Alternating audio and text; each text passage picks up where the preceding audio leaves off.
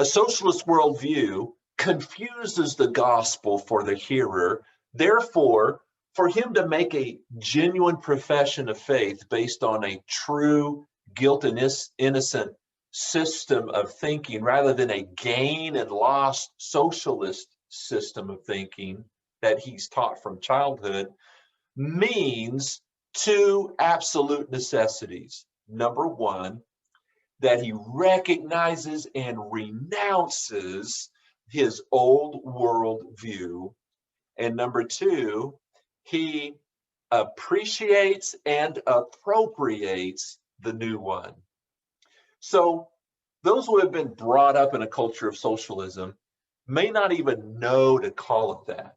But since it is the way that they, their parents, their family, their social structure itself makes decisions and is expected to make decisions, it's a philosophy which the Christian and the missionary must be aware of when propagating the true gospel of Jesus Christ, so as to make true disciples of lost nations. Karl Marx summed up the whole of what we are addressing today by saying this: from each according to his abilities, to each according to his needs. In other words, steal from the rich to give to the poor. The rich have no claim on their resources. The poor do. That's what Marx is saying. And so since he believed that the education of all children from the moment that they can get along without a mother's care should be in state institutions, indoctrination. So because of that, these following 6 items are how socialism is taught to the common man in socialist societies around the world. Number 1, socialism tells the common man that the problem is with society, not with God. And so what he needs is a better society in order to be fulfilled and at peace. That's the greater good. The Swahili say, mtu ni watu, meaning a person is people. Having the hope of heaven while suffering persecution and lack of provisions for Christ's sake in the gospel, that's not a message which appeals to a socialist. It appalls him. He is counting the cost of conversion, not to see how he can glorify Christ, but how he can gain himself.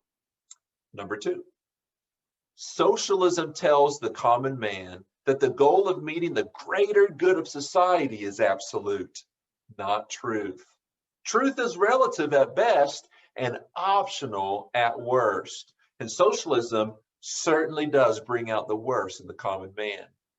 It's commonly reported and observed that Africans, for example, believe in talking for their needs against working for them. By talking, I mean talking people out of their money.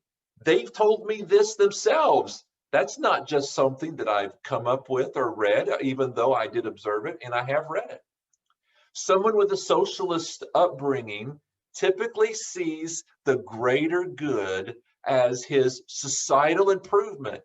And so he'll lead the missionary on as far as he can in order to get whatever he can from him to accomplish that greater good. Why? Because truth is relative. It's secondary to accomplishing the absolute greater good. And that's a practice that is so common in Africa and India, the Middle East, that the nationals expect it from each other, will call each other fools if they don't follow it. If you're not getting milk from the missionary, it's time to change cows. Number 3, socialism tells the common man that he is deserving, not undeserving. The philosophy of socialism teaches people to ask the fundamental question, what's in it for me? Therefore, he weighs the offer of the gospel message itself against that question over that other question of personal responsibility to a morally legal obligation. Salvation, therefore, is more of a deserved gift than it is an undeserved grace. Next, socialism tells the common man that he is the victim, not the criminal.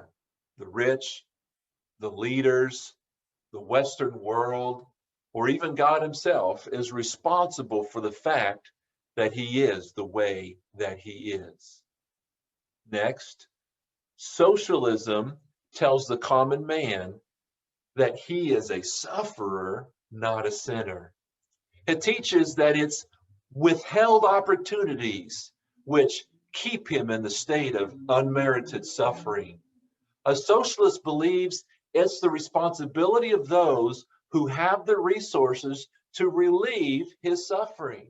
Therefore, if they do, he's not thankful for it. He deserved it all along.